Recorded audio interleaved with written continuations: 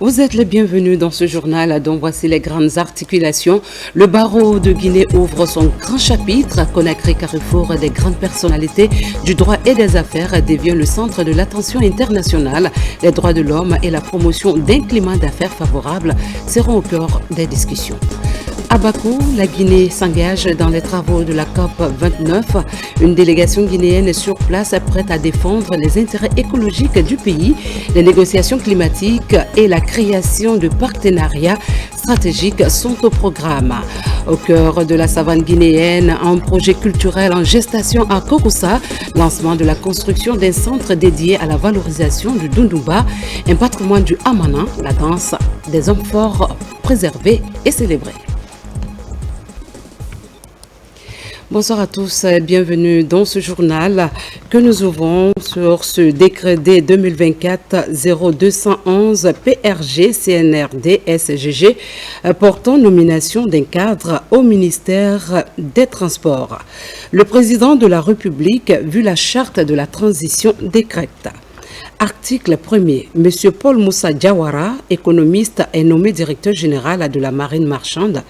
Article 2. Le présent décret qui abroge toute disposition antérieure contraire prend effet à compter de la date de sa signature et sera enregistré et publié au journal officiel de la République. Conakry, le 13 novembre 2024, signé Général Mamadi Doumbouya. À Kindia se sont achevés les travaux de la retraite gouvernementale. Cette rencontre a été axée sur la consolidation de la cohésion gouvernementale, l'atteinte des objectifs fixés dans les projets en cours et une meilleure coordination de l'action gouvernementale, un moment clé pour réaffirmer l'engagement de l'État et mener à bien ses réformes. Adi Kamara a nous signé ce reportage.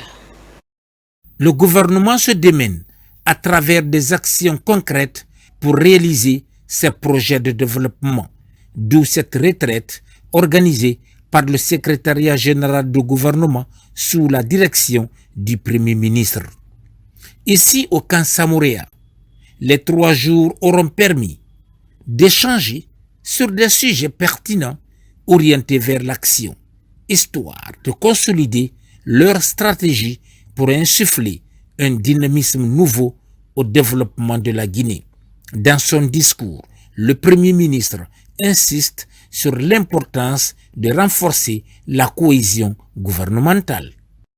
Permettez-moi tout d'abord de remercier chaleureusement Son Excellence Monsieur le Président de la République, le gendarme Mamadi Doumbouya, pour sa vision et son soutien indéfectible à cette démarche de renforcement de la gouvernance. Nous avons réaffirmé notre alignement sur la vision stratégique du Président de la République qui, bien qu'absent, nous a inspirés à travers sa vision claire de transformation et de développement de notre pays. La refondation de l'État a été au cœur de nos discussions. Nous avons convenu que ce processus est complexe et ne se limite pas seulement aux réformes institutionnelles. Il implique également un changement profond des mentalités et des pratiques. C'est un véritable changement de paradigme que nous devons encourager à tous les niveaux, tant au sein de nos administrations qu'au niveau de la société de manière globale. Cette transformation doit s'opérer à tous les niveaux de notre administration et de notre société. Même si nous n'avons pas abordé ministère par ministère durant cette retraite certaines questions spécifiques, nous avons ensemble identifié les obstacles majeurs, les défis structurels et surtout les priorités pour atteindre les objectifs de la transition. Ces discussions nous ont permis de prendre conscience des défis à relever, mais aussi de l'opportunité qui s'offre à nous tous pour bâtir une Guinée plus forte et plus résiliente. Cette retraite a été bien plus qu'un simple exercice de planification. Elle a été une occasion précieuse de renforcer notre esprit d'équipe et de consolider la cohésion au sein du gouvernement. Nos discussions ont été marquées par une sincérité et une franchise qui ont permis de dépasser les clivages habituels ou supposés et de bâtir une unité d'action. Nous avons partagé nos expériences, nos défis, mais aussi nos succès. Le gouvernement sort de cette retraite plus soudé, avec une vision commune et une détermination renouvelée à atteindre les objectifs. Notre gouvernement doit incarner l'unité, la discipline et la solidarité. La période de transition que traverse notre pays exige de nous tous un engagement sans faille et une action concertée. Nous devons continuer à travailler ensemble, en dépassant les intérêts sectoriels, pour garantir des résultats concrets et visibles pour le peuple guinéen. C'est dans cet esprit de cohésion et de responsabilité collective que nous pourrons réaliser la vision de refondation et de transformation impulsée par le chef de l'État. Je souhaite ici faire une annonce concernant les prochaines étapes. Dans une semaine, chaque ministre recevra un courrier détaillant les orientations pour la préparation des lettres de mission et des objectifs qui seront assignés à chaque département. Les lettres de mission qui vous avaient été assignées restent en vigueur jusqu'au 31 décembre 2024. Avant le 1er janvier 2025, tous les départements ministériels recevront leurs nouvelles lettres de mission, conformément à la lettre de mission que le président de la République m'a assignée le 24 mai 2024, accompagnée d'outils d'évaluation et de contrats de performance, en parfaite adéquation avec les objectifs fixés par le président de la République. Au cœur des discussions se trouvait la refondation de l'État, un processus ambitieux nécessitant des changements de mentalité. Cet espace était dédié également aux paramètres qui visent à optimiser l'efficacité des politiques publiques et ajuster les stratégies en temps réel. Nous avons eu des sujets thématiques qui ont été déroulés pendant ces 3 jours. Nous avons eu des activités annexes qui nous ont permis d'aller rendre visite à la notabilité de la ville, d'aller visiter un site qui tient à cœur du chef de l'État, c'est le site du voile de la mariée, pour voir le niveau d'avancement des travaux. Mais avant, nous avons fait un détour à Mourbaya pour voir également comment les partenaires sont en train d'avancer sur ce projet gigantesque qui est l'avenir de la Guinée. Et donc, pendant ces 3 jours, nous avons pu dérouler ce programme-là à la satisfaction de l'ensemble des membres du gouvernement. Et le secrétariat général du gouvernement est reconnaissant vis-à-vis de toutes les personnes qui ont contribué à la réussite de cet événement. Ce qui nous amène à la satisfaction, c'est que le Premier ministre, après ces 3 jours de discussion, a une vision pour 2025 qui va décliner. À partir de janvier 2025, ces travaux vont nous amener, à la suite de ce dialogue interministériel, d'élaborer une nouvelle feuille de route avec un plan d'action à court, moyen terme et long terme, pour la réalisation et l'atteinte effective avec efficience des objectifs qu'il va nous assigner. Cet espace était un engagement renouvelé pour chaque chef de département ministériel à redoubler d'efforts pour traduire la vision du chef de l'État en actions concrètes.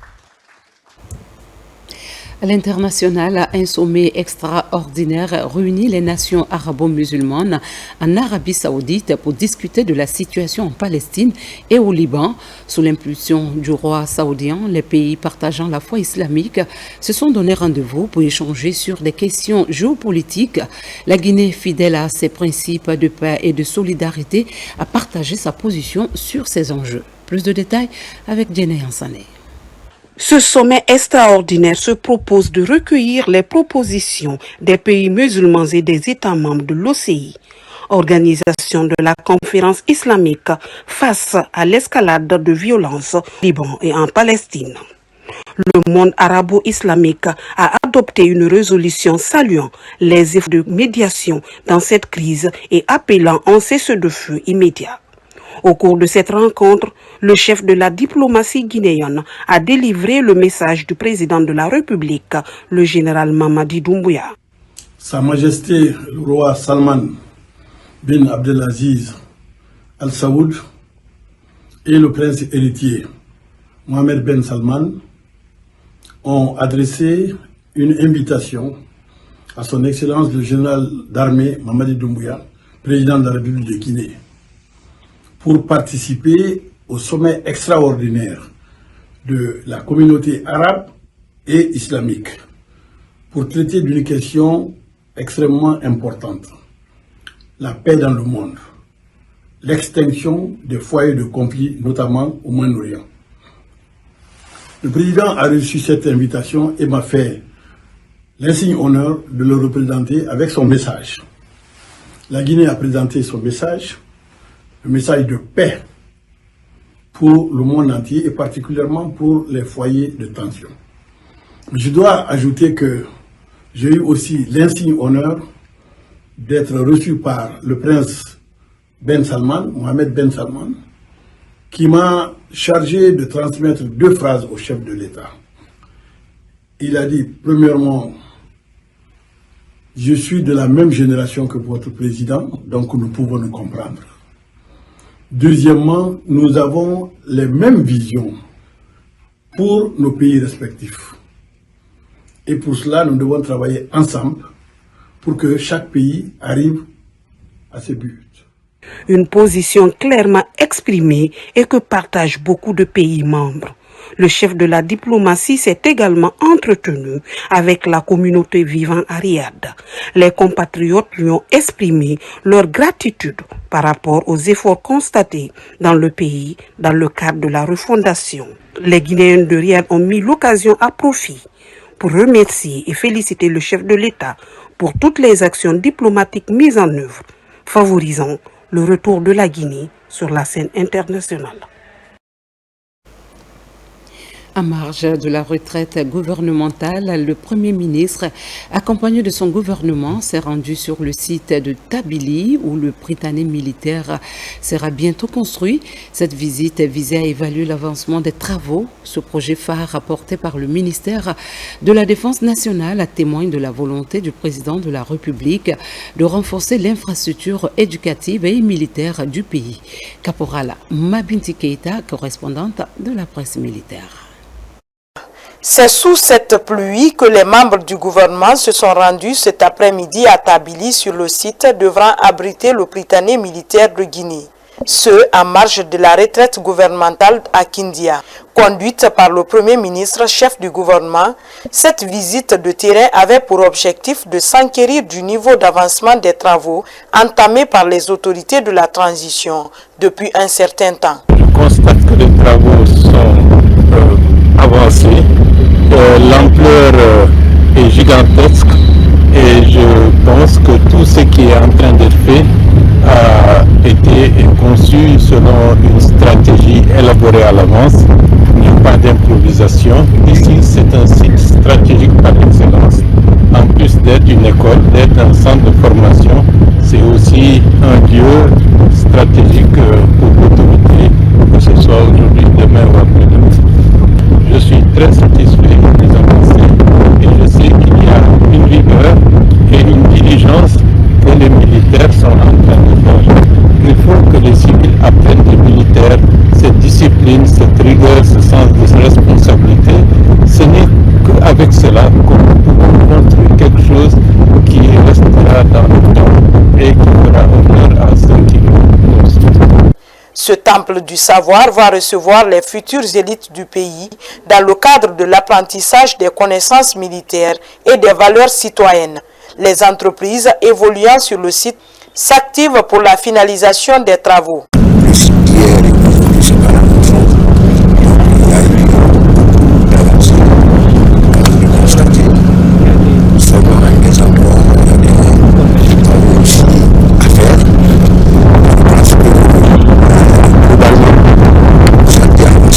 Depuis l'avènement au pouvoir du CNRD le 5 septembre 2021, le président de la République, chef de l'État, chef suprême des armées, a fait de la formation et la qualification des forces de défense et de sécurité son cheval de bataille.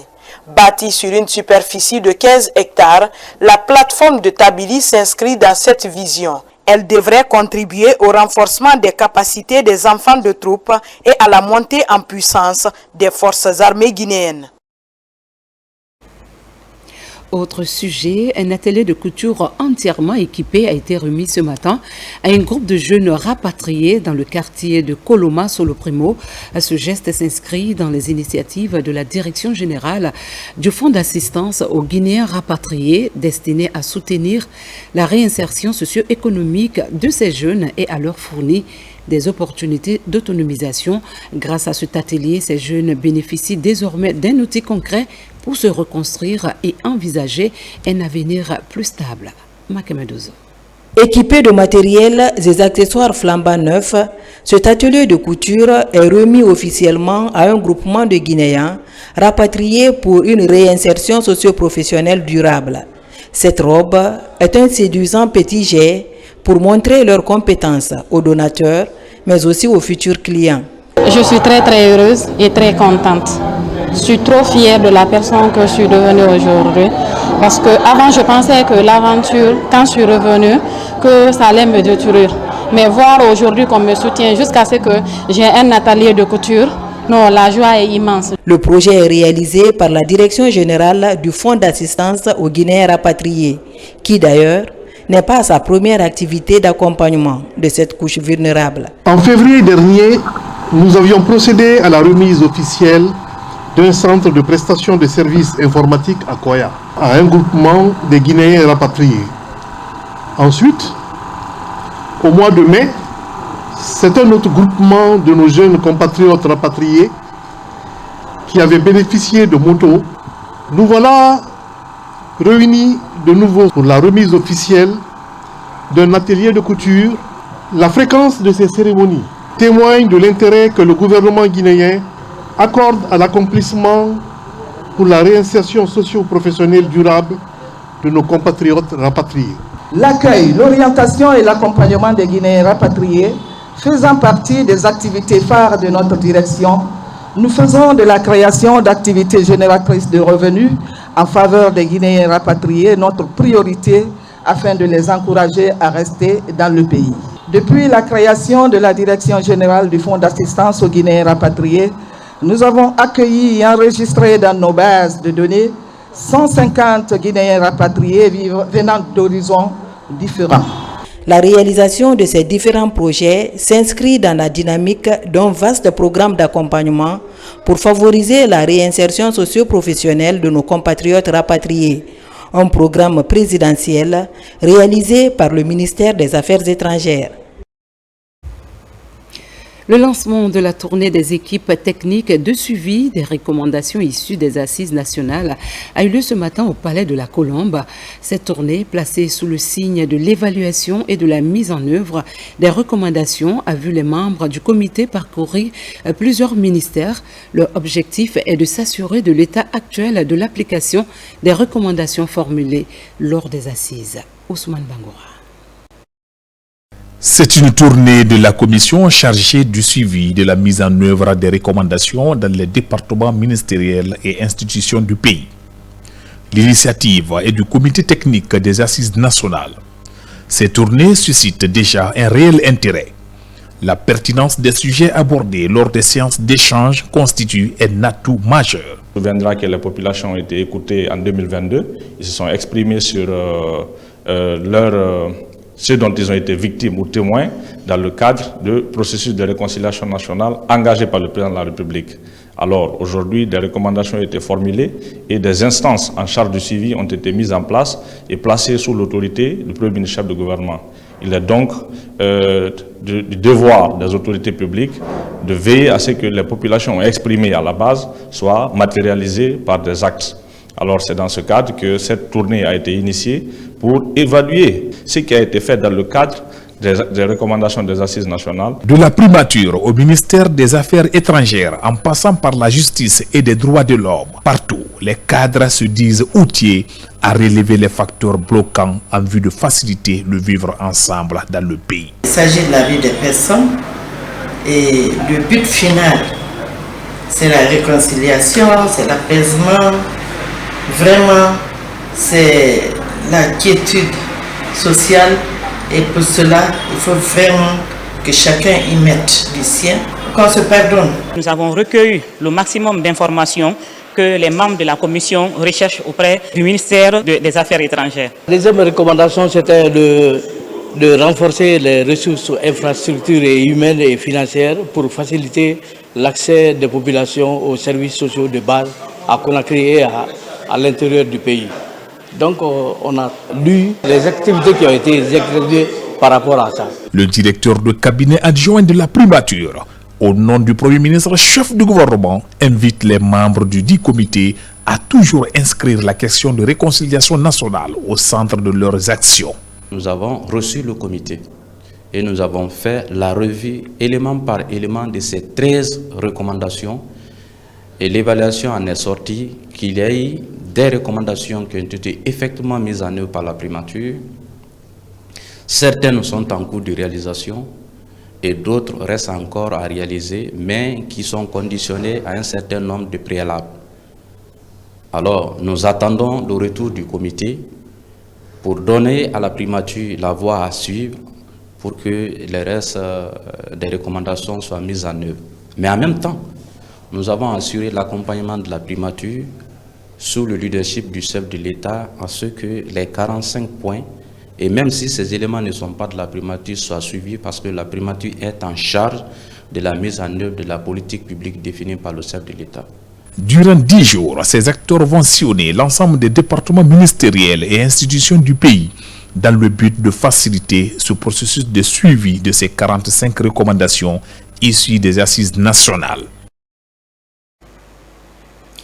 À Kindia, la Haute Autorité de la Communication a lancé les travaux d'élaboration du plan opérationnel 2025 de l'institution. Cette initiative va définir en collaboration avec les commissaires les principaux chantiers à venir pour l'année prochaine. Elle s'inscrit dans une dynamique de réforme et de redynamisation de la réglementation du paysage médiatique guinéen afin de promouvoir une presse responsable, respectueuse des principes d'éthique et de déontologie. Amadou Touré nous fait le point. Cette retraite de la Haute Autorité de la Communication HAC portant sur l'élaboration du plan opérationnel 2025 vise à faire le diagnostic du parcours des médias en Guinée.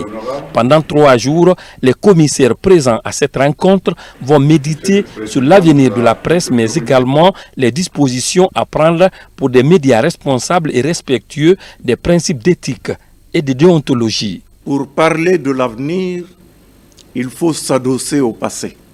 Donc le premier exercice auquel nous allons nous livrer consistera à faire un examen minutieux du parcours des médias pendant ces dernières années. Évoquer naturellement les succès, mais également les échecs, pointer les insuffisances et aussi mentionner les promesses, les perspectives. Dès la prise de responsabilité du CNRD le 5 septembre 2021, a inscrit l'épanouissement d'une presse libre et responsable dans ses priorités. C'est pourquoi il maintient en bonne place la subvention annuelle de l'État à la presse indépendante, a doté les associations d'une très belle maison de la presse à Conakry et permis l'installation de plusieurs autres dans les capitales régionales.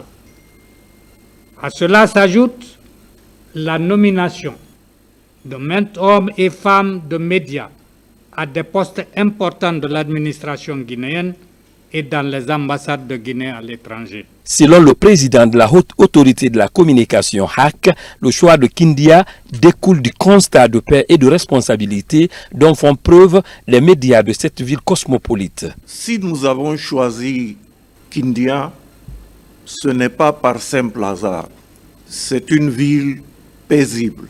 Une ville, j'ajoute, où les communautés montrent un exemple en matière de cohabitation.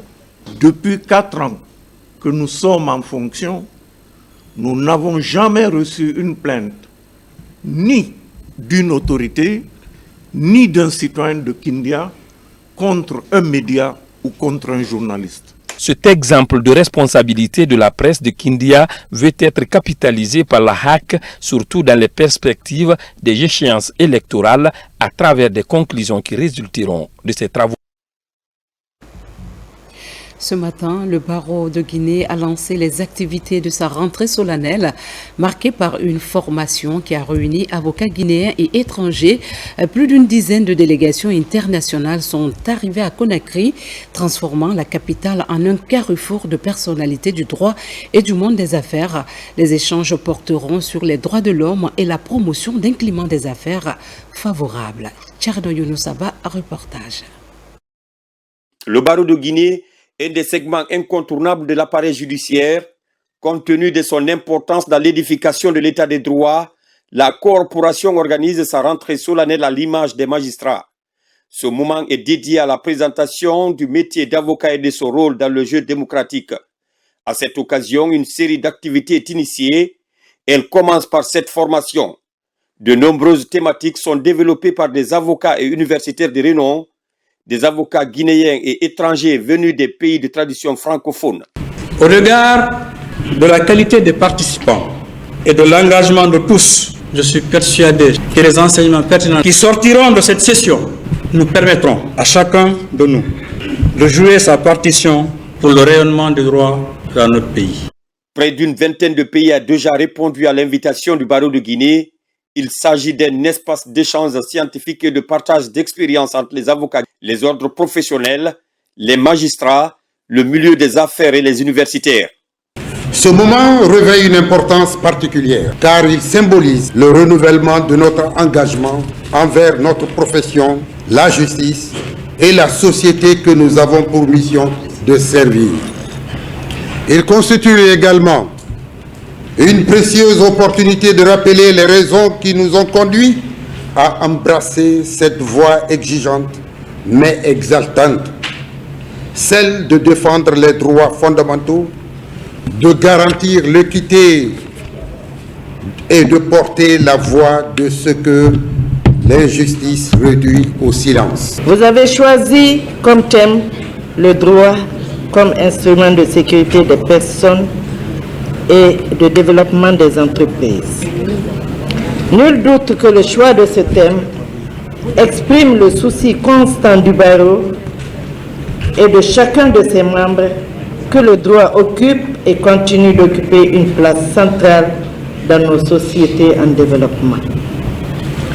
Dans ce sens, le droit, système de règles visant à organiser une société, prend en compte les différents segments de cette société qui les génèrent en vue de faciliter son fonctionnement et de lutter contre les pratiques indésirables qui en troubleraient l'harmonie et la stabilité sociale. La formation va s'étendre sur 2 jours. Elle vise à rendre plus compétitifs les avocats de Guinée au moment où le métier est marqué par la concurrence avec des talents qui s'illustrent plus que jamais. La session annuelle du Comité national de facilitation des transports s'est tenue aujourd'hui à Conakry. Cet événement a réuni les principaux acteurs du secteur des transports pour présenter le bilan des activités de l'année 2024 et discuter des défis ainsi que des perspectives d'amélioration pour l'année 2025. Abraham Christophe Conté. C'est un film institutionnel qui ouvre la session annuelle du Comité national de facilitation des transports et transits routiers inter-États, un événement organisé sous la tutelle du ministère des Transports à travers le Conseil guinéen des Chargeurs. Cette instance regroupe tous les acteurs clés impliqués dans la chaîne logistique des transports terrestres. L'idée obéit à la présentation du rapport d'activité annuel de l'exercice 2024 et à la soumission du projet de plan d'action pour l'année 2025. Le Conseil guinéen des chargeurs, pour assurer une meilleure assistance aux opérateurs économiques et défendre efficacement leur intérêt, a le privilège d'assurer le secrétariat permanent du Comité national de facilitation des transports et transits routiers inter-États de la République de Guinée, dont l'efficacité n'est plus à démontrer. Il y a lieu de rappeler ici que les comités nationaux de facilitation des transports et transits routiers inter-États sont la cheville ouvrière des conseils des chargeurs. De nombreuses activités ont été réalisées par le Comité national de facilitation des transports de transit routier inter-État en synergie avec le Conseil guinéen des chargeurs. Au compte de cette session, le comité a mis en avant la nécessité de renforcer la coopération entre les secteurs publics et privés pour faciliter le commerce aux utilisateurs. Parmi les temps forts également de cette session, l'annonce de nouvelles mesures pour faciliter le transport transfrontalier et un plan afin de moderniser le réseau routier inter-État. À date, toutes les activités réalisées par le comité, y compris la présente session, ont été entièrement financées par la Direction générale du Conseil guinéen des chargeurs. Je saisis cette heureuse occasion pour saluer les efforts de la Direction générale du Conseil guinéen de chargeurs qui assure le secrétariat permanent de ce forum consultatif. Cette rencontre devrait permettre également de valider le rapport annuel d'activité du comité, définir et approuver les grandes lignes des activités en prévision pour l'exercice 2025. Cela, comme le souhaite si bien le ministère des Transports. Doter notre pays de bonnes routes permettant de faciliter le transport routier est une chose. Les protéger en est une autre. Si l'État déploie des moyens importants pour l'amélioration des infrastructures routières, il nous appartient en tant qu'usagers de la route de les préserver.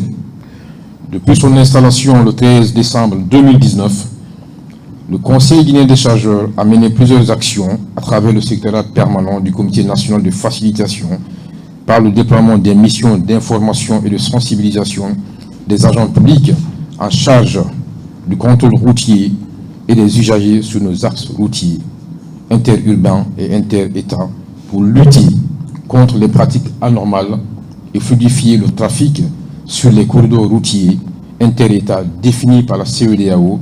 Créé le 15 février 2019, le Comité national de facilitation des transports et transit routier inter-État veille à l'application des dispositions des conventions sous-régionales en matière de transport et transit routier inter-État. Mieux, la mise en œuvre du règlement 14 et l'acte de la CEDEAO relatif à la charge à l'essieu afin de préserver les infrastructures routières. Et puis la 22e session du concours d'agrégation du CAMES s'est achevée à Conakry. Parmi les 371 candidats inscrits, 326 ont été déclarés admis. La République de Guinée se distingue en comptant désormais 19 nouveaux maîtres de conférences sur 22 inscrits. Un véritable exploit qui témoigne de l'engagement du ministère de l'Enseignement supérieur, de la recherche scientifique et de l'innovation dans sa quête d'excellence académique. Mounir Bari. Ces spécialistes en médecine humaine, pharmacie, odontostomatologie, médecine vétérinaire et production animale venus de 13 pays membres de l'organisation, dont la Guinée, pays hôte, portent désormais la casquette de nouveaux maîtres de conférences. 326 candidats, dont 19 Guinéens, sont déclarés admis. Les conclusions des travaux contribueront à coup sûr à améliorer la qualité des enseignements dans nos institutions d'enseignement supérieur et les soins dans nos structures sanitaires. J'exprime mes sincères félicitations à tous les admis pour leur consécration et les exhorte à mettre leurs connaissances et expertise au service du continent africain. Que les non-admis s'estiment vainqueurs, car ils ont le mérite d'emprunter le chemin le plus glorieux, menant à l'excellence. Chers éminents membres du jury, en permettant aux candidats que vous avez estimés méritants d'accéder au grade de maître de conférence agrégé du CAMES, vous venez ainsi d'accomplir votre mission, celle qui vous a été confiée par le Conseil des ministres de notre institution commune. Je tiens à vous remercier d'avoir sacrifié de votre temps et de votre énergie pour conduire ces évaluations et permettre à notre continent de disposer de ressources humaines de qualité. L'objectif de cette consécration scientifique et académique doter les institutions d'enseignement supérieur des pays membres de l'institution CAMES d'enseignants-chercheurs de rang magistral. L'ambition est de contribuer au développement socio-économique de l'Afrique par la science et l'innovation technologique. Aux lauréates et lauréats de ce concours d'agrégation, permettez-moi de vous adresser les vives et chaleureuses félicitations de l'ensemble des membres du jury, mais également des autorités à tous les niveaux. Vous venez d'obtenir le titre ô combien prestigieux de maître de conférence agrégé des universités. Vous devez donc en être fiers. Ce grade obtenu ne devrait pas vous faire dormir sur vos lauriers, par contre, vous exalter à donner le meilleur de vous-même afin de qualifier davantage notre système éducatif en général et l'enseignement supérieur en particulier. C'est une impression de travail bien accompli, parce que nous avions promis lors de la session d'ouverture, lorsqu'on a reçu l'étendard national, de faire de notre mieux, de travailler au maximum pour avoir un maximum d'admis au concours d'agrégation. Ces nouveaux maîtres de conférences agrégés devront se mettre au service de la communauté universitaire et académique pour poser les jalons de la recherche scientifique. La 3e édition de la Semaine nationale du mérite scolaire s'est achevée. Cette année, c'est la ville de Fria, surnommée la ville de la Lumine, qui a brillé. Les élèves de cette préfecture se sont distingués, notamment lors du concours Miss Mathématiques 2024, où plusieurs lauréats ont été couronnés. Cette performance a été saluée tant par les autorités que par les parents d'élèves fiers de leurs enfants. Mounir Bari, Fodé Camara. L'élan de l'excellence en milieu scolaire se redynamise dans la préfecture de Fria. À l'issue de la 3e édition de la Semaine nationale du mérite scolaire, Fria s'est distingué de façon remarquable au compte du concours Miss Mathématiques 2024. De retour à la maison, ces petites reines des maths sont célébrées en apothéose. Je suis très contente parce que ce n'est pas arrivé comme ça à la WhatsApp. C'était le résultat d'un travail. C'était pas facile, surtout au niveau national. Je suis vraiment contente, fière de moi, fière de mes parents, fière de l'éducation de Fria. Les Miss Mathématiques, c'est une fierté pour la Guinée, c'est une fierté pour Fria, la famille et l'école qui les ont formés. Mais Fria, c'est pas maintenant que ça a débuté. Fria a été toujours une ville d'intellectuels. Pour encourager le mérite scolaire, dénicher des talents et promouvoir une éducation de qualité, les efforts des élèves et leurs encadreurs sont magnifiés. Féliciter et encourager ceux-là qui ont eu le mérite d'avoir ce concours. Deuxièmement, remercier et féliciter aussi les encadreurs qui ont tout laissé pour permettre vraiment à nos filles d'être vraiment compétitives et de représenter fièrement notre préfecture de Fria. Nous sommes à Fria ce matin pour célébrer ceux qui se sont démarqués. L'activité SNAMSCO est une activité phare du CNRD. À l'occasion de cette cérémonie de reconnaissance du mérite scolaire, les engagements sont pris de part et d'autre pour maintenir le cap de l'excellence. Une occasion mise à profit pour encourager les autorités éducatives et parents d'élèves à mutualiser les efforts pour réussir, comme au bon vieux temps, le pari de l'éducation de qualité dans la cité de la Lumine. Dans un autre registre, le secteur de la sécurité privée connaît une transformation. Loin de l'ère du laisser-aller, des efforts sont entrepris pour remettre de l'ordre et garantir la conformité des normes en vigueur. À ce jour, plus de 200 gérants d'entreprises de sécurité privée ont adhéré à cette nouvelle dynamique, se conformant aux lois et règlements imposés. Cette évolution est soutenue par des sessions de formation. Abdul Karim Kamara. Sous le CNRD, à date, le sous-secteur de la sécurité privée connaît des réformes notables. Un travail de régulation depuis un an qui s'est beaucoup appuyé sur la formation. Des sessions par lesquelles tous les acteurs ont compris l'importance de la coproductivité de la sécurité privée auprès de celle publique. Aujourd'hui, moi je pense que ça peut faciliter les choses avec les dirigeants, avec l'État, pour permettre la normalisation vraiment des sociétés privées mises en place. En plus aussi que les agents sur le terrain aussi soient rétablis vraiment dans leurs droits. Ça nous permet de pouvoir maintenir une certaine qualité de service, mais aussi surtout de mettre l'économie au service des humains. Donc nous avons des agents de sécurité que nous entretenons, qui sont avec nous. Il faut qu'on les garantisse aussi une certaine qualité de vie. Dans ce combat, l'ORASPC est aujourd'hui doté de plusieurs outils garantis par des décrets, lois et arrêtés. Des éléments dont la vulgarisation est couplée à plusieurs modules de formation, entre autres les principes volontaires sur la sécurité des droits de l'homme, le code de déontologie ou encore la gestion des ressources humaines. Les gens savent aujourd'hui qu'ils ne peuvent plus être acteurs de ces secteurs-là sans passer par une formation obligatoire. Cette année déjà, plus de 240 chefs d'entreprise de sécurité privée qui sont passés par ça. Déjà, face aux clients, ils savent comment parler, ils savent comment défendre leurs factures par rapport aux différentes cotisations fiscales, cotisations sociales, le traitement des agents. Cette 7e session est aussi mise à profit par l'ORASPC pour informer ses gérants de l'existence désormais des manuels de formation commune de base liés aux différents métiers de la sécurité privée en République de Guinée.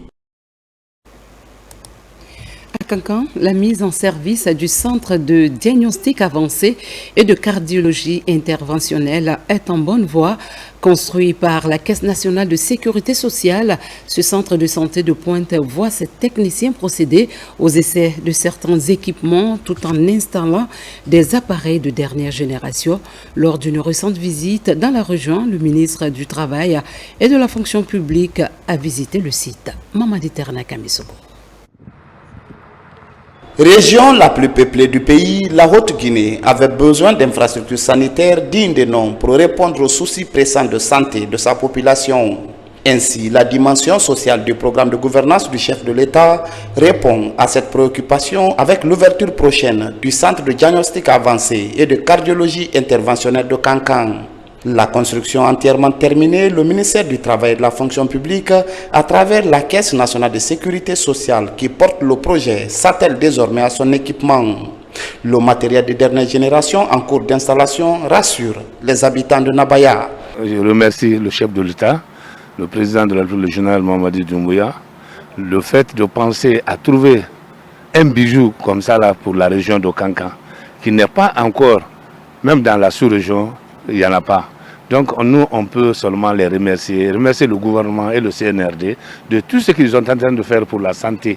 Parce que tout ça, là, ça va améliorer les conditions de vie de la population et la santé de la population. Ce centre de Kankan est doté d'un bloc de cathétérisme cardiaque, d'une unité de soins intensifs, d'appareils d'imagerie médicale avancée, d'un laboratoire de biologie médicale permettant un diagnostic précis et une prise en charge rapide des patients. Cette réalisation, accompagnée de logement du personnel d'encadrement, découle de la volonté des autorités guinéennes de rapprocher les soins de qualité à la population. Nous avons ce premier centre qui a connu des travaux très avancés. Aujourd'hui, en termes d'infrastructure, vous avez derrière moi les grosses œuvres qui sont terminées, les travaux de finition également. Nous sommes sur l'étape de l'installation et des tests des équipements.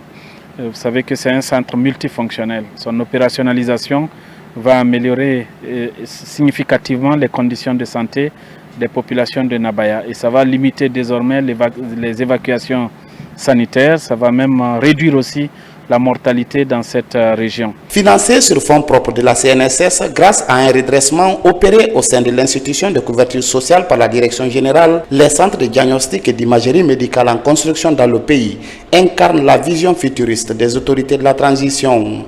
À l'image de Kankan, Zérekori et Kindia bénéficient également du même type d'infrastructure sanitaire de pointe.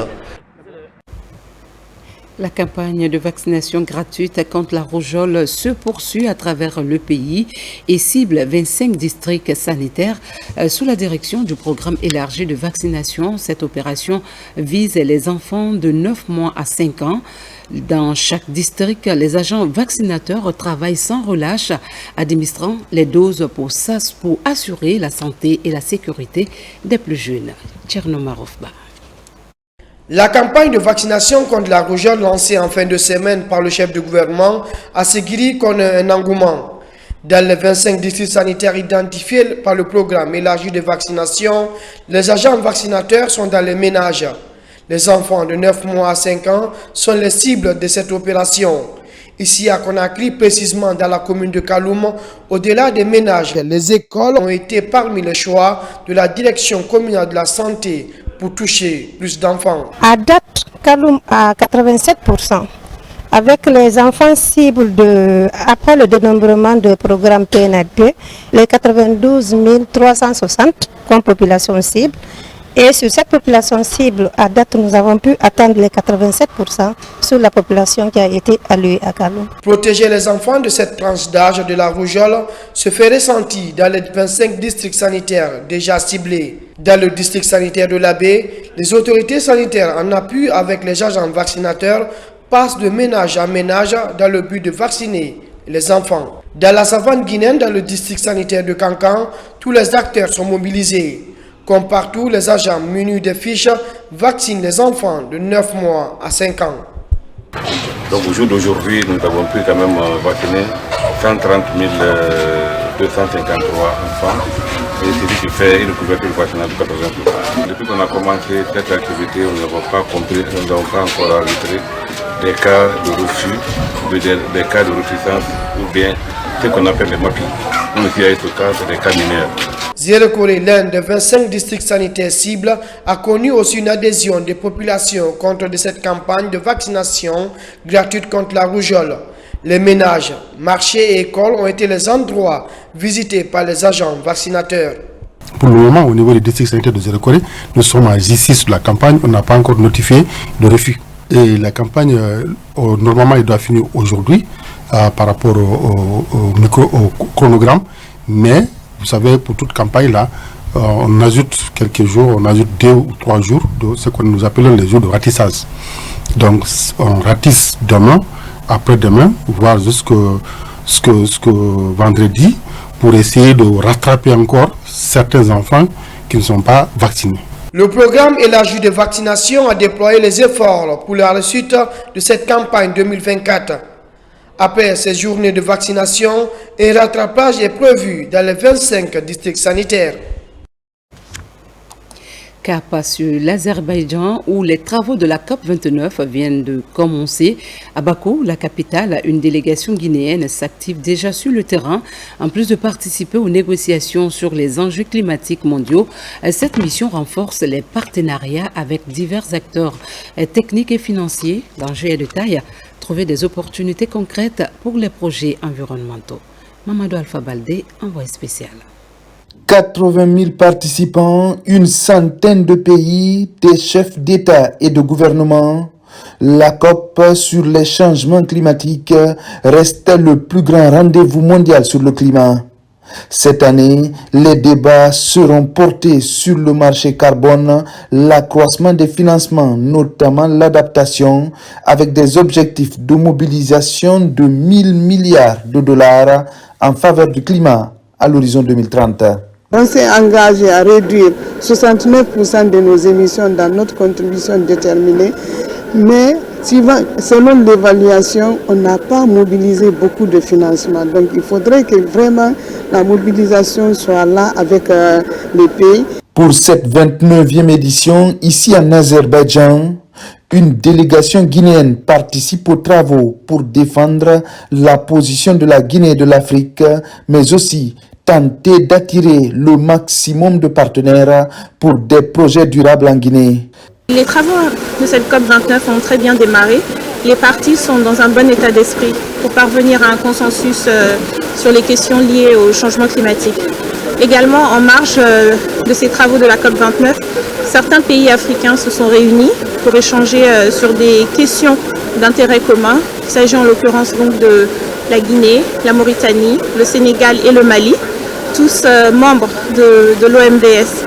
Il faut dire que nous sommes affectés de manière assez similaire par les effets du changement climatique.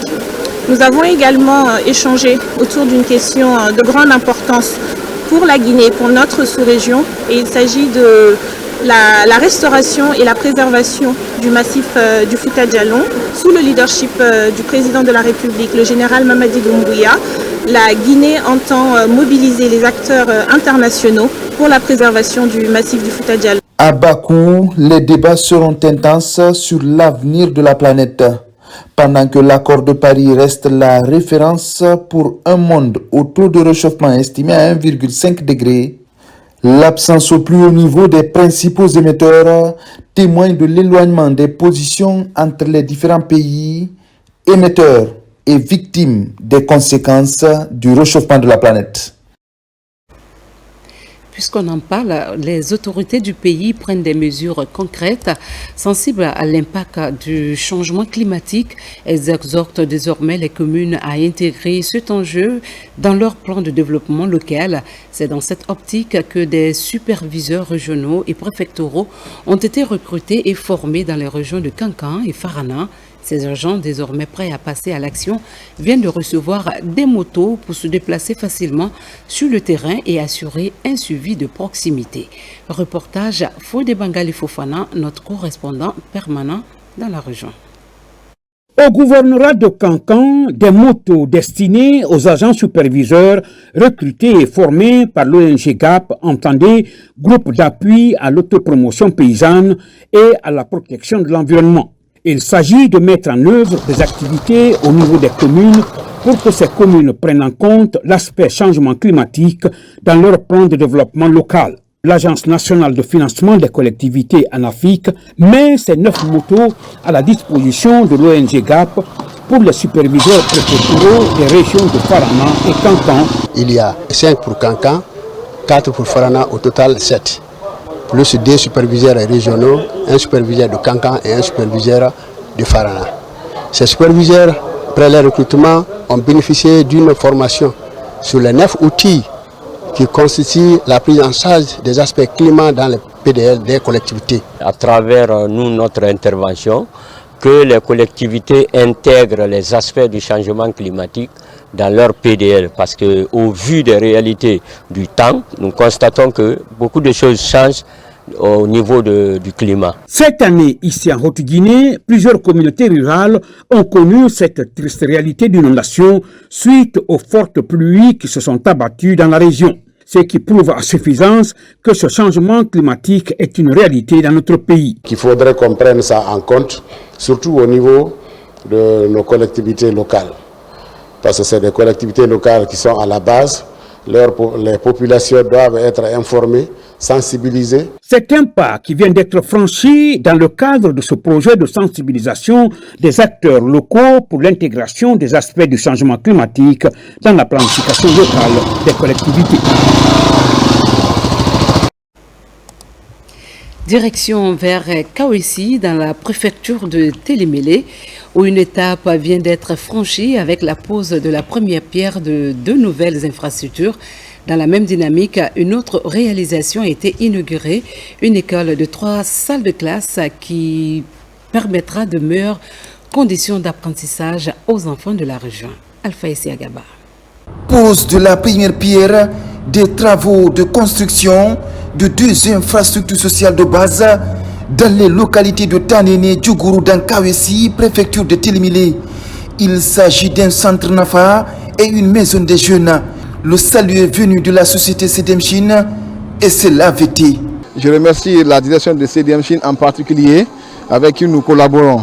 Et au nom de mon patron, Omar Doumbouya, qui ne cesse d'investir pour accompagner la population, la contrée pour le développement communautaire. Dans la même sous-préfecture, cette école vient d'être mise à la disposition des populations de Kabara, relevant de la sous-préfecture de Kawessi. L'établissement vient ainsi faciliter la scolarisation des enfants. Les enfants, c'est l'avenir de ce pays, c'est l'avenir de notre développement. C'est pourquoi nous mettons l'éducation dans notre priorité dans cette raison. C'est ce que le chef de l'État, le président de la République, le général d'armée Mamadou Doumbouya, c'est ce qui nous a instruit, nous les administrateurs territoriaux, à savoir le préfet, c'est de venir dans le village, dans les sous-préfectures, dans les coins les plus reculés, pour connaître les problèmes réels de nos citoyennes et également venir en aide. La pose de la première pierre de ces deux infrastructures et l'inauguration de cette école primaire à Kawessi s'inscrivent dans l'élan de développement amorcé par les autorités de la transition. Avant de poursuivre, nous vous donnons lecture de ce communiqué émanant du ministère du Budget, Direction générale des impôts, relatif au lancement des opérations de contrôle des vignettes TUV, exercice 2024. Le directeur général des impôts porte à la connaissance de tous les propriétaires de véhicules à moteur que les opérations de contrôle et de recouvrement forcés des vignettes au titre de l'exercice 2024 débuteront le lundi 18 novembre et se poursuivront jusqu'au 31 décembre 2024 sur toute l'étendue du territoire national. Elles seront menées conjointement par la Direction générale des impôts, assistée des agents de DSD, de la police et de la gendarmerie nationale. Sont notamment concernés par cette phase de recouvrement forcé 1. Tous les véhicules à moteur auto ou moto immatriculés ou réimmatriculés en 2021, 2022 et 2023 non couverts par une exonération et qui n'ont pas payé de vignette à la date du 18 novembre 2024. 2. Tous les véhicules à moteur auto ou moto détenteurs d'anciennes plaques rouges n'ayant pas payé de vignette en 2024. 3. Tous les véhicules à moteur auto ou moto qui n'ont jamais pris de plaque d'immatriculation. 4. Tous les détenteurs de yachts, de bateaux et bateaux de plaisance à moteur fixe ou hors bord immatriculés ou non immatriculés qui n'ont pas payé de vignette en 2024 sont exemptés du paiement de la taxe unique sur les véhicules. Les véhicules des corps diplomatiques et consulaires immatriculés en CMD, en CD et en CC. Les véhicules appartenant à l'État ou aux collectivités territoriales immatriculés en VA ou AN. Les véhicules militaires immatriculés en AG. Les véhicules de la gendarmerie nationale immatriculés en GN. Les véhicules de la police nationale immatriculés en PN. L'achat des vignettes est totalement dématérialisé et se fait par Orange Money, MTN Mobile, Crédit Rural, Paycard, BNP Transport. Le directeur général des impôts s'est compté sur la collaboration citoyenne de chacun et de tous, signé le directeur général Maury Camara.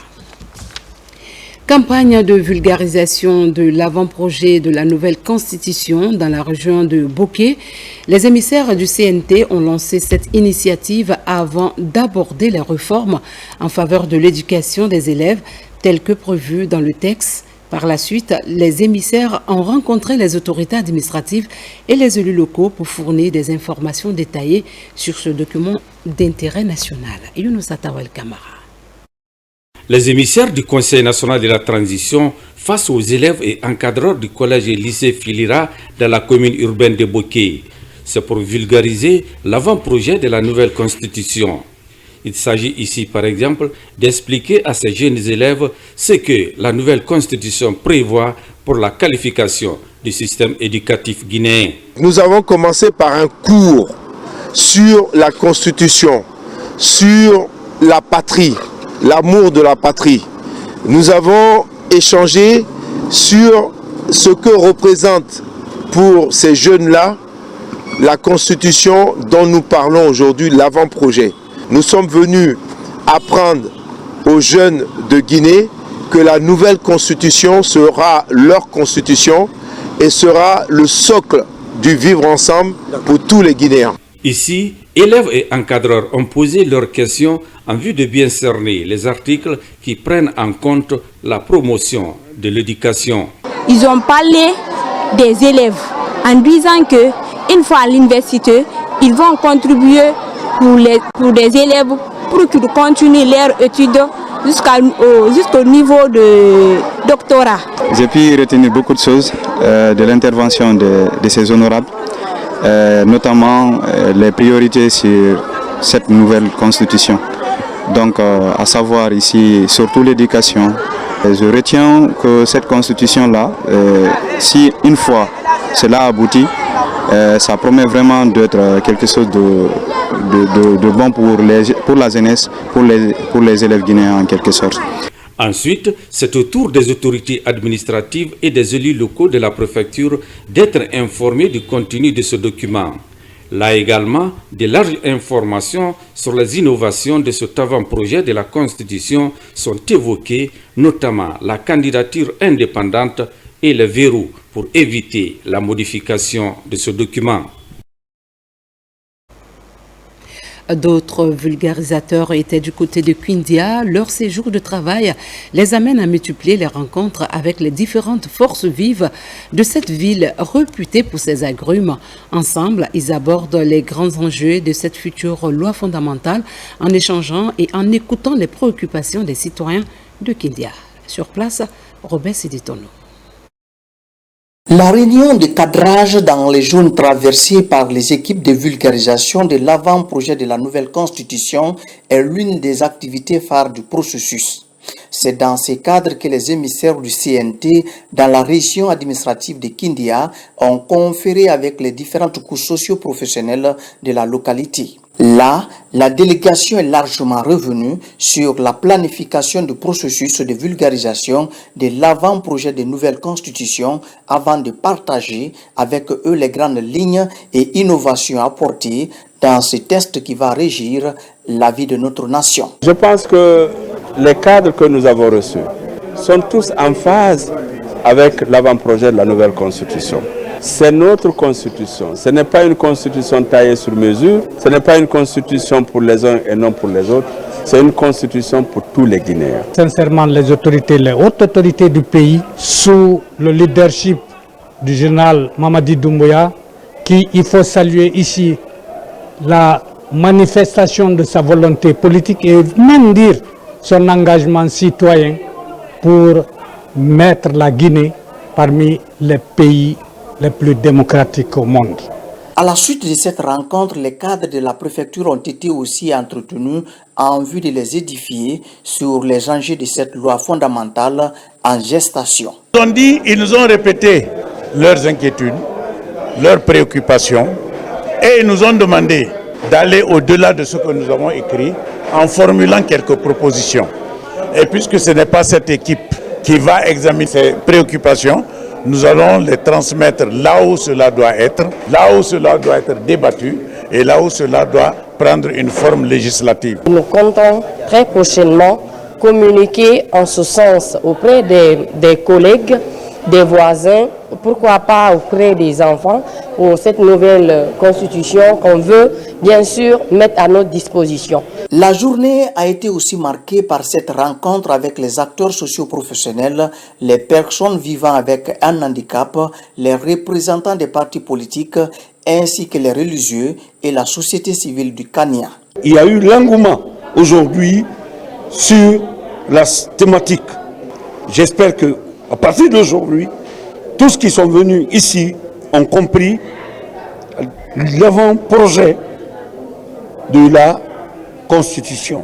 Dans la ville des Agrumes, l'équipe de vulgarisation s'est fixée pour objectif d'atteindre toutes les cibles. C'est dans ce cadre que la ville a été sillonnée par un cortège de sonorisation avec pour objectif d'étendre la vulgarisation sur toute la localité. De Farana à Dabola, les émissaires du Conseil national de la transition ont pris le temps de rencontrer les forces vives locales pour expliquer les grandes lignes de ce projet. Partout où ils sont passés, les habitants ont été éclairés et une large adhésion a été exprimée à ce travail du CNT. Ibrahima Oule Fofana, Silatiko Roma, reportage. Très tôt ce matin au lycée Gamal Abdel Nasser de Farana, des visiteurs, pas comme les moindres. Dans ce centre d'enseignement, des émissaires du Conseil national de la transition ont pris part à la montée des couleurs. Ce cadre qui a mobilisé élèves, encadreurs scolaires et autorités régionales a été bénéfique. Car bon nombre de points sur des innovations dans le secteur de l'éducation ont été évoqués. J'avoue que je suis très satisfait du retour, n'est-ce pas, du travail qui a été fait. Et cela a été ressenti d'abord par la mobilisation, par l'intérêt qui a été exprimé à travers justement cette mobilisation, et aussi les préoccupations qui ont été exprimées pour que l'on puisse avoir la meilleure compréhension possible de cet avant-projet de constitution. Vous avez suivi l'engouement de ce matin, la discipline des enfants et surtout les questions qu'ils ont posées. Voilà, ça veut dire que vraiment le retour de ce qu'ils ont donné au départ est pris en compte par notre Conseil national de la transition. On a su que cette nouvelle constitution mette effectivement l'éducation dans un rang bien placé à telle enseigne que si elle serait appliquée, en quelque sorte votée, alors l'éducation va se sentir mieux. Même réalité au centre géographique du pays. Ici, au lycée Bari Diawadou de Dabola, plusieurs sujets en faveur de la jeunesse sont présentés par l'équipe du CNT. Des sujets comme la députation et surtout la gratuité des études supérieures. Il était important pour nous, extrêmement important, de venir encore vulgariser cet avant-projet parce qu'en fait, cet avant-projet, il est écrit pour les populations de Guinée. D'ici 2040, je veux que vous accélérez. Vous accélérez à l'école, vous apprenez une fois de plus pour qu'il n'y ait pas de retard. Parce que 2040 doit prouver que vous tous, vous êtes embauchés, vous tous, vous êtes dans les mines, vous tous, vous êtes des cadres de la Guinée. Que ce soit ici à Dabola ou à Farana, partout les élèves ont exprimé leurs préoccupations. Des préoccupations qui cadrent avec cet avant-projet de la nouvelle constitution. Ils ont expliqué en général le contenu de cette constitution pour dire à tous les élèves, d'informer tout un chacun l'importance de cette constitution, pour nous montrer les points clés et ce que nous avons à dire. Alors mes chers frères et sœurs, si cette constitution est venue ici à l'école à notre faveur, alors j'aimerais vraiment que nous les générions à notre tour aussi. Et aussi à tous les jeunes filles ici présents, quand cette constitution est à votre faveur. Après cette rencontre avec les élèves, les émissaires ont multiplié des réunions de cadrage avec les autorités et les parties prenantes. Le même exercice en région forestière, le caractère inclusif était en débat entre les composantes sociales. La rencontre a été présidée par les autorités de la région. Lancé Kamesoko. Face aux différents acteurs sociaux de la commune urbaine de Zérékoré, les émissaires du Conseil national de la transition font leur grand oral sur les innovations de l'avant-projet de la nouvelle constitution.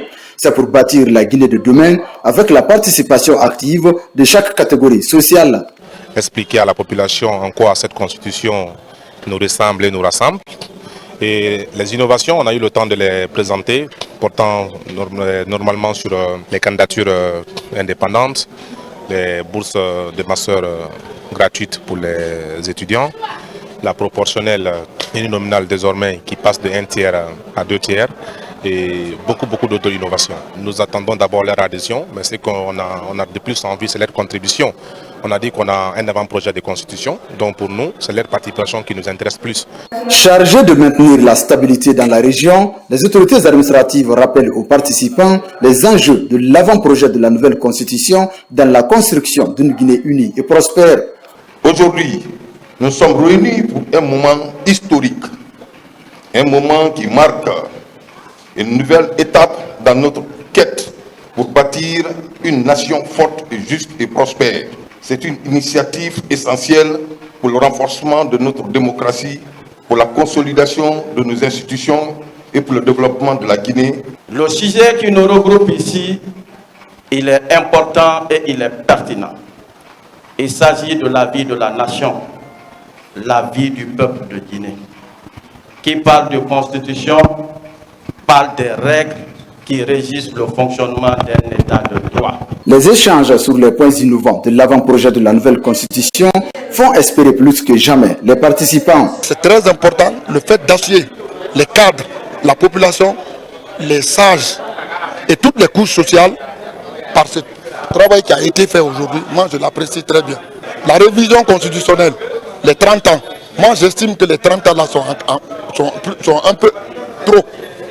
Parce qu'avec les innovations actuelles, avec l'intelligence artificielle, s'il y a une nouvelle révolution industrielle, il y a des trucs qui vont s'imposer et qui peuvent amener l'État ou bien le gouvernement à procéder à une nouvelle révision. Les innovations, là où on parle des bourses des enfants, l'enfant d'un paysan peut avoir la même bourse que l'enfant d'un ministre. C'est beaucoup intéressant, quelque chose qui ne se faisait pas avant. La Constitution veut mettre la Guinée sous les rails. Il y a des prérogatives que nous avons suivies là qui n'existaient pas avant. Mais c'est ce que le CNRD veut impliquer pour que la Guinée bouge. L'émergence est là, l'éducation, la santé, la prise en charge des personnes âgées et en même temps les handicaps et mettre les routes encore comme il faut. Pour une large diffusion des dispositions de l'avant-projet de la nouvelle constitution, les missionnaires du CNT en Guinée forestière ont aussi animé un point de presse, une manière de faire participer chaque acteur à l'élaboration de la future constitution. Au cœur de la savane guinéenne à Kouroussa, les premiers pas vers la valorisation du Dundouba ont été faits. Le lancement de la construction d'un centre culturel ultramoderne a été annoncé avec pour objectif de préserver et de transmettre les richesses culturelles du Amana, notamment la danse des hommes forts. Un projet s'inscrit dans la volonté de perpétuer un patrimoine vivant et précieux pour les générations futures. C'est un reportage signé Diamokaba. Considéré comme le berceau du Dundouba en Guinée depuis l'aube des temps, la ville de Kouroussa aura bientôt son centre culturel des rythmes et danses. Ce temple culturel du Amana sera bâti sur une superficie d'un hectare, avec 3 grands ouvrages composés de blocs administratifs, d'espaces d'exposition, de salles de spectacle, avec vestiaires et gradins, une guérite des magasins et châteaux. L'édifice qui va sortir de terre sera le vecteur d'une véritable renaissance culturelle. Comme vous le savez, le Dundouba est l'un des héritages culturels le plus important de la préfecture de Kouroussa, de la République de Guinée tout court. Au-delà donc de la gaieté que procure cette danse, les valeurs que communiquent les rythmes et la santé que donne sa danse, le Dundouba est de plus en plus devenu un puissant moyen de développement. Le moment privilégié de remercier le gouvernement de la République de Guinée sous la haute clairvoyance du général d'armée Mamadi Doumbouya, président de la République, chef de l'État, commandant en chef des forces armées guinéennes, pour avoir fait du cri de cœur des populations de Kouroussa et à travers la FADEC une réalité. Le délai d'exécution de ce vaste chantier est de 12 mois. L'entreprise Sogefi compte accélérer le rythme des travaux pour honorer son engagement vis-à-vis de l'État. Nous avons tenu à s'exprimer devant Monsieur le ministre et la population de Kouroussa en s'engageant sous l'honneur pour mériter la confiance que Monsieur le Président de la République et le général Mamadi Doumbouya a bien voulu placer à notre entreprise, qui d'ailleurs est forte donc, de plusieurs années d'expérience dans les BTP. Donc ce qui veut dire que le délai contractuel sera scrupuleusement respecté. Depuis l'avènement du CNRD, le monde culturel guinéen est en réelle mutation.